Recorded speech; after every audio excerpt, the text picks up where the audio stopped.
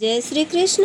आप सभी का हमारे YouTube चैनल पर हार्दिक स्वागत है। आज की इस वीडियो में आप सभी सुनेंगे श्री राधा रानी के जन्मोत्सव पर राधा रानी और ऋषि दुर्वासा की एक कहानी। तो आइए सुनते हैं। श्री राधा रानी एक बार अपने सखियों के साथ बाल क्रीड़ा में मगन थीं। तभी वहाँ ऋषि दुर्वासा आ गए। ये घटना है बरसाने की। श्री राधा रानी अपनी सखियों के साथ छोटे छोटे बर्तनों में खेल खेल में ही झूठ मूठ को भोजन बनाकर इष्ट भगवान श्री कृष्ण को भोग लगा रही थी। ऋषि को देखकर राधा रानी और सखियां संस्कार बस बड़े प्रेम से खड़े होकर उनका स्वागत किया और उन्होंने ऋषि को प्रणाम किया और बैठने को कहा।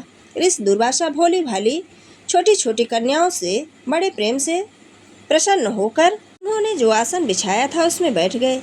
जिन ऋषि दुर्वासा की सेवा में त्रुट के भय से त्रिलोकी कांपते हैं, वहीं ऋषि दुर्वासा की सेवा राधा रानी और सखियों ने बड़े भोलेपन और सहजता से कर लिया।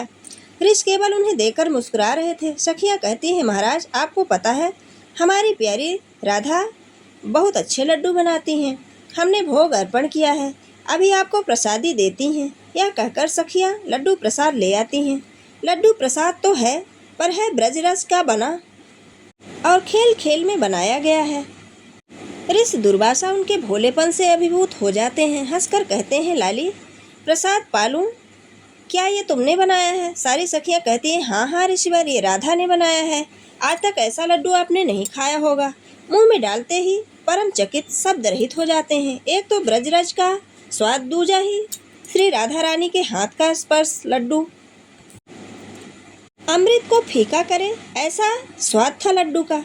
ऋषि की आंखों में आंसू आ जाते हैं। अत्यंत प्रसन्न हो गए, राधा रानी को पास में बुलाते हैं और बड़े प्रेम से उनके सिर पर हाथ रखकर उन्हें आशीर्वाद देते हैं। बेटी, आज से तू अमृत हंसता हुई जगत की स्वामिनी है।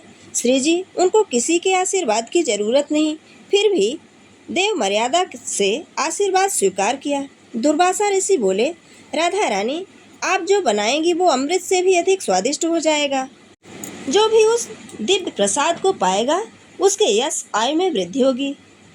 इस दुर्वासा ने जो राधा रानी को आशीर्वाद दिया, ये बात आग की तरह पूरे ब्रज में फैल गई। जब मैया यशोदा को ये बात पता चली तो तुरंत मैया कीर्तिदा के पास गईं और विनती की कि आप राधा रानी को रोज हमारे घर नंद भवन में भोजन बनाने के लिए भेजा करें। वे दुर्वासा ऋषि के आशीर्वाद से अमृत हंसता हो गई हैं और कंस मेरे पुत्र कृष्ण के अनिष्ट के लिए हर रोज अनेक असुर भेजता है, इसलिए हमारा मन बहुत चिंतित होता है। आपकी बेटी के हाथों से बना हुआ प्रसाद पाएगा तो उसका अनिष्ट नहीं होगा और उसकी बल बुद्धि आयु में वृद्धि होगी।